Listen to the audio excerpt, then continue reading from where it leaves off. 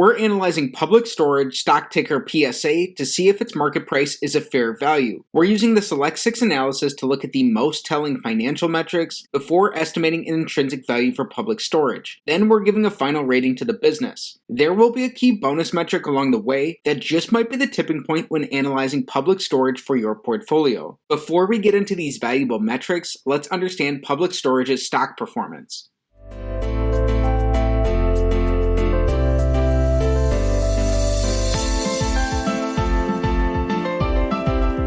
Right now, Public Storage trades for $310.79 per share. In the last year, their stock price is down 24%. Over the last 5 years, the company's compounded their stock price at 9% annually. Over the last 10 years, they're compounding their stock price at 6.5% annually. And going back prior to the global financial crisis, over the past 18 years, Public Storage has compounded at a rate of 10% annually. The company is a real estate investment trust, or a REIT, that currently pays out a 2.9% dividend yield. Their average dividend yield over this time would be in addition to these compounded annual returns. Public Storage is trading $41 above their 52-week low. The company is down nearly $110 from their 52-week high. Around 2% of their shares are sold short, and Public Storage has a $54.5 billion market cap. To learn more, Public Storage is one of the largest owners of self-storage facilities in the United States, with more than 2,800 self-storage facilities in 40 states, and approximately 200 million square feet of rentable space. Through equity interests, it also has exposure to the European self-storage market through SureGuard Self-Storage. The company also has a merchandise business, a third-party property management business, and an insurance business that offers products to cover losses for the goods in self-storage facilities. Public Storage is headquartered in Glendale, California. Starting off with metric number 1, we want their average return on equity over the last 5 years to be above 12%. The average publicly listed REIT earns about a 6% return on equity, so by looking for a benchmark that's double this, we can build in some margin of safety for ourselves based off the overall quality of the business being about twice as good as average. Public Storage has had above average returns on equity in all 5 of these years, and they've grown their returns on equity, especially as the company has increased their debt loads. Over this time frame, Public Storage averages around a 23% return on equity. That's about double the benchmark we were looking for, and that's about 4 times better than average. This is a very strong check starting things off on metric number 1.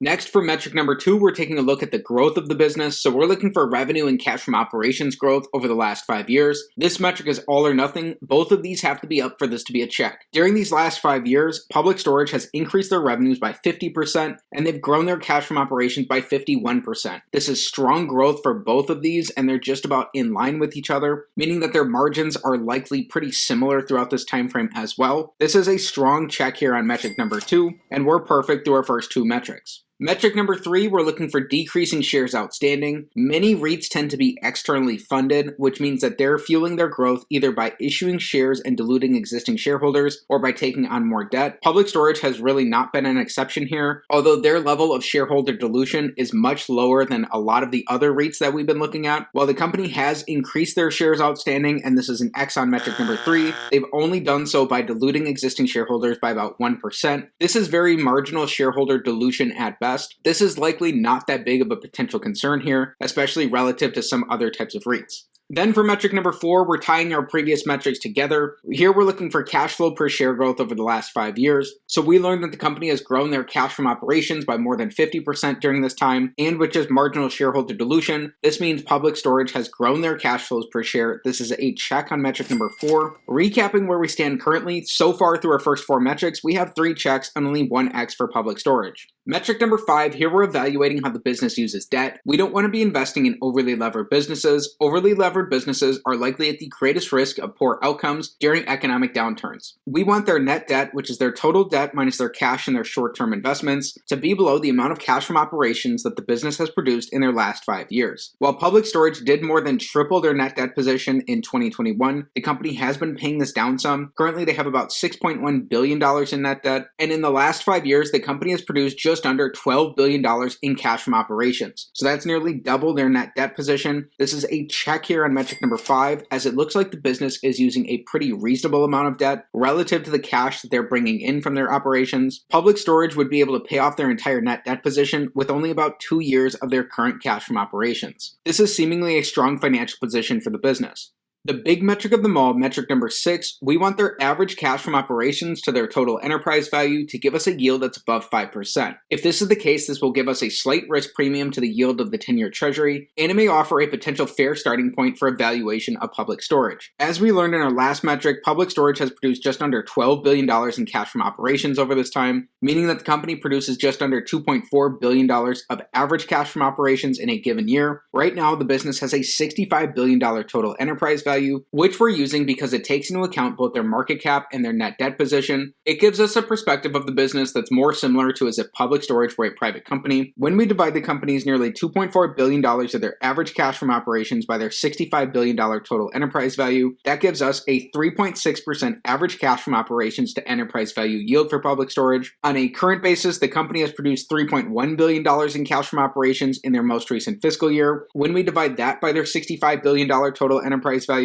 that gives us about a 4.8% current cash from operations to enterprise value yield for Public Storage. While their yields are about in line or slightly above the yield of the 10-year treasury, they're down from that 5% risk premium we were seeking, and so this is an X on metric number 6. Just because this is the case doesn't mean that you're going to toss this business out. This is not a buy or sell recommendation of any security, and it's not financial advice. You'll want to stick around as we perform a discounted cash flow analysis to come to a more concrete estimate of their intrinsic value before giving a final rating to the business. But first, we can't forget about our bonus metric. As our bonus here, we're looking at Public Storage's dividend profile. Public Storage has a 2.9% dividend yield, which is above average compared to the dividend yield from an S&P 500 ETF. However, people make mistakes all the time by blindly chasing dividends, so it's important to stop and look at the underlying fundamentals of a business to see if their dividends are sustainable. We want Public Storage to support their dividends with their cash flows, and they've done that in all 5 of these years. As they've grown their cash flows throughout this time, they've kept their dividend payouts per share the same. The percentage of the company's cash flows that they're paying out as dividends has gone down. It looks like based off their most recent cash flows that the business has quite a bit of room between what their cash flows are and what they're paying out as dividends. While this is a snapshot of their last 5 years of performance and no guarantee, it would seem like Public Storage's dividend looks pretty healthy here.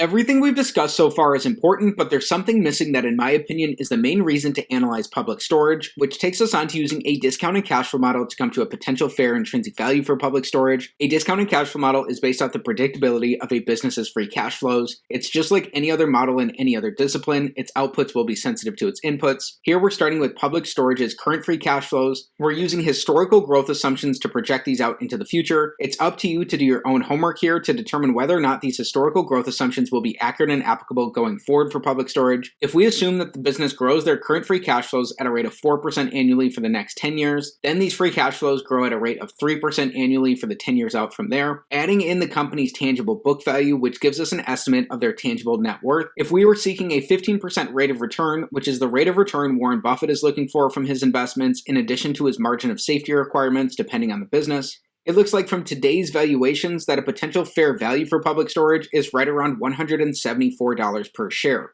That's down pretty significantly from the company's current stock price. There are some key factors to keep in mind here. Public Storage has had a high degree of business predictability in its past. That's not necessarily a guarantee for the business into its future. Also, we would not be doubly counting the company's dividend yield, so their 2.9% dividend yield would be included in this 15% rate of return. Most importantly, this type of analysis is not financial advice. It's not a buy or sell recommendation of any security. Before considering any potential investment decision, please consult with your financial advisor. In just a minute, we'll talk about our final rating for Public Storage, but we have to address something first. What are the qualitative aspects of this business? Starting with the key qualitative aspects supporting a potential long thesis for Public Storage. Number 1, pandemic-fueled changes like work from home, decluttering, migration, and so on have persisted and have created more demand for self-storage facilities, leading to historically high occupancy rates and strong rental growth. Number 2, Public Storage's industry-leading balance sheet leaves room for low-cost consolidation opportunities in a fragmented market. And number 3, Public Storage's commanding lead in supply-restricted West Coast markets lead to consistent revenue growth. Then for some of the key qualitative points around a potential short thesis of the business. Number 1, the demand drivers for self-storage space over the past 2 years may start to weaken, leading to pressure on self-storage fundamentals. Number 2, a focus on development over acquisition could lead to slower growth opportunities given the obstacles associated with zoning laws and community opposition towards self-storage facilities. And number 3, supply has increased over the past few years, which could significantly affect management's abilities to pass along price increases. Also a newsworthy event for the business, Life Storage, another publicly listed public storage REIT, rejected an $11 billion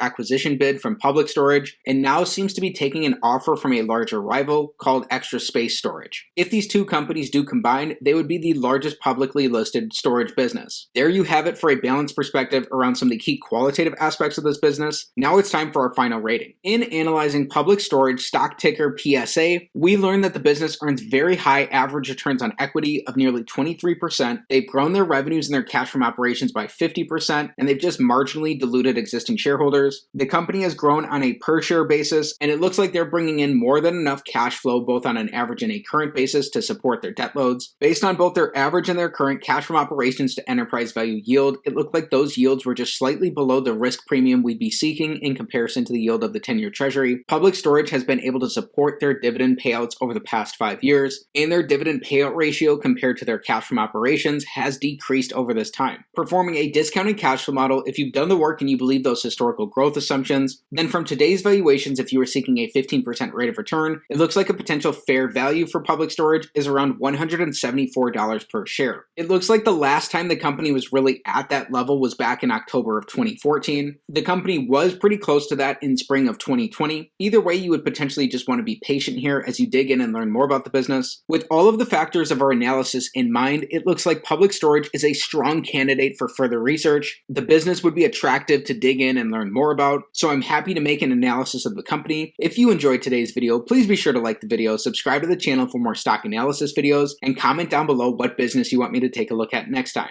Thanks for learning about Public Storage with me, and have a great day.